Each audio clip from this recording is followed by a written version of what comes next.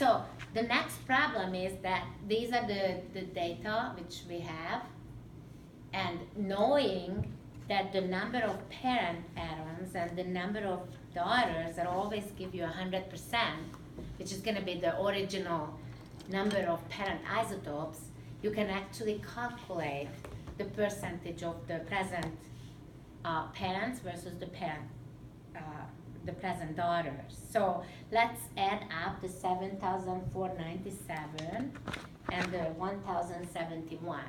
Are you doing it, Nick? 8,568. So it's 8,568. So that's 100%.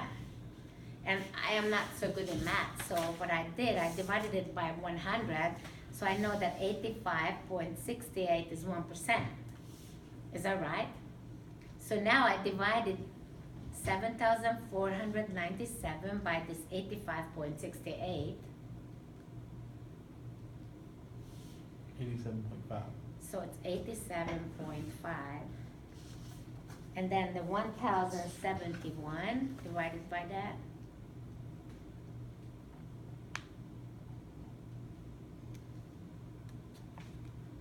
12.5. So,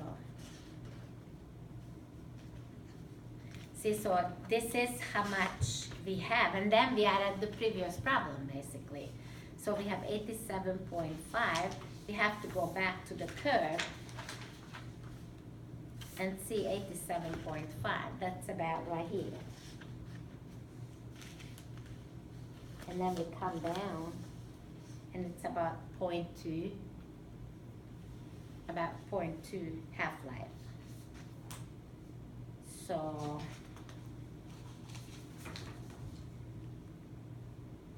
it's about 0.2 half-life. And I know somewhere here they tell you what kind of isotope they use. But let's calculate the next one. So we have 11,480 parent and 3,827. We add those two up. 15,307. 15,307. And 7. Mm-hmm. So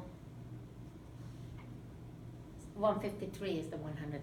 I mean the 1%. So 11,480 divided by 153.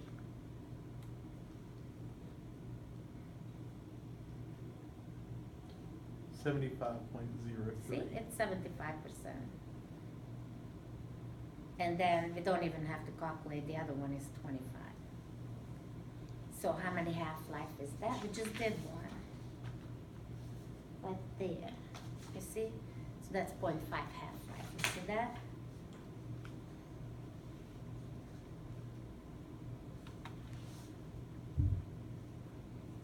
And this one is 839 plus 2,517. 3,356. 3,356. So that's 33. So 839 divided by 33.56.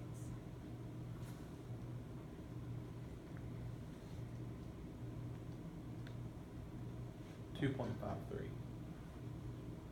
2.53. Mm-hmm.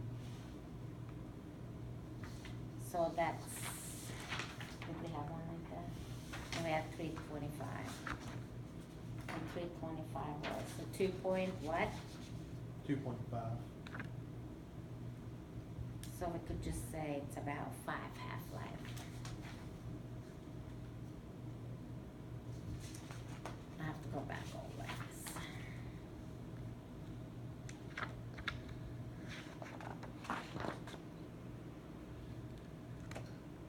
About, it might be.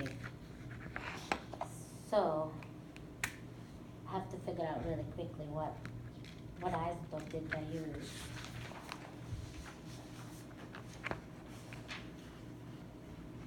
It's right here. I haven't done that one. So they use potassium 40, and it's 1.25 billion years. That's the half-life. So 1.25 billion.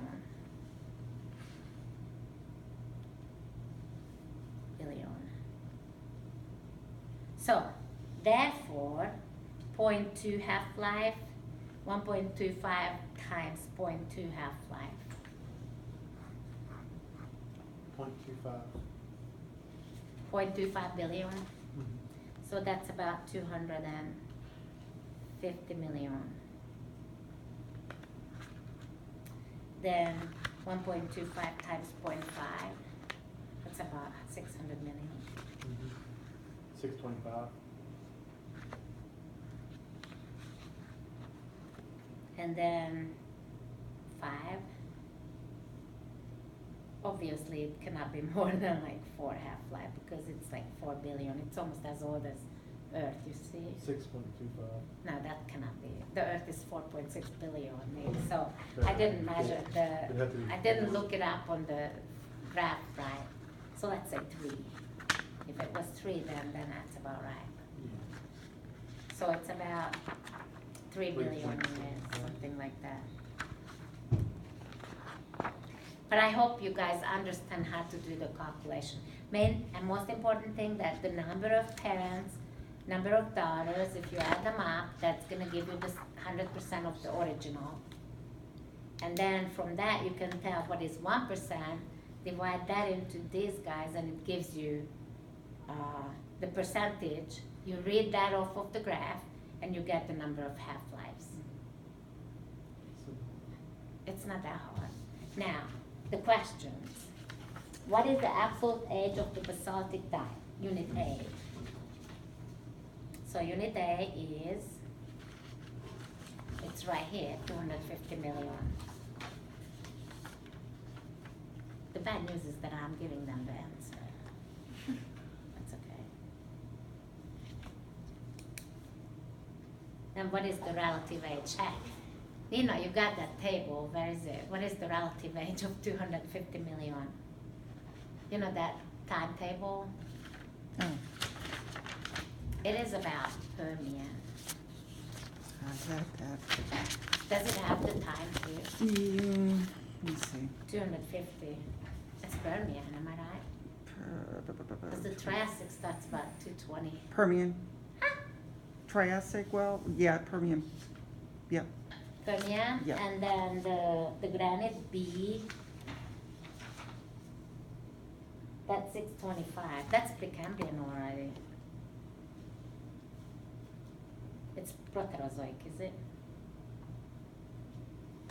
For 625. Yeah, I mean it's Yeah, Precambrian. yes.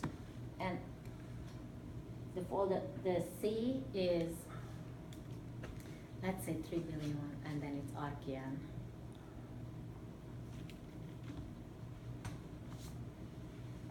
So what is most likely the relative age of the coal bed? Look at the coal bed. What do we know about the coal bed? We know that it's older than 2. I mean, no. Did I say it right? No, I said it wrong. Because the coal bed happened after, tell me. After A. No. See, those guys had to be there for A to come through. But they are younger than what? Younger than the metamorphic. Metamorphic and younger than, see, because this finished right here, this Basaltic B. dye. Salt. That's the basaltic, the A. Am I right? A and B. Okay. One. What is the most likely relative age of the coal bed? So we do know that it's older than the 250. Do you see what I mean? Because this went through right it. Do you see the A went through all this coal bed stuff? So it's older than A. So it's older than Permian, but definitely younger than Proterozoic because it's younger than the B. So that's all we can tell, that it's older than Permian.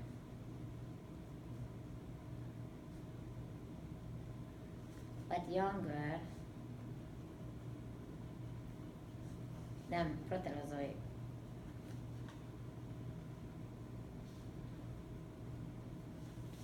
So what is the most likely age of the top sandstone layer? See that guy, this is still older than 250, that's all we know. Do you see in Hawaii? That's the sandstone right here. Right. See, this dike went through it. Mm-hmm. So it's gotta be older than. So it got to be older than that. We don't know anything else. Mhm. Because you cannot get absolute age on sedimentary rock. So we know that it's younger than Proterozoic, but older than Permian. Isn't this cool though? Mm, yeah. I love this because it really puts everything together. You know, we practice the principles with the timing, relative dating, and then this shows you the possibilities with this. Because absolute age dating is impossible in sedimentary rocks, so you cannot really absolutely tell how old is a rock. You have to go around the igneous rocks because that's what you can really measure.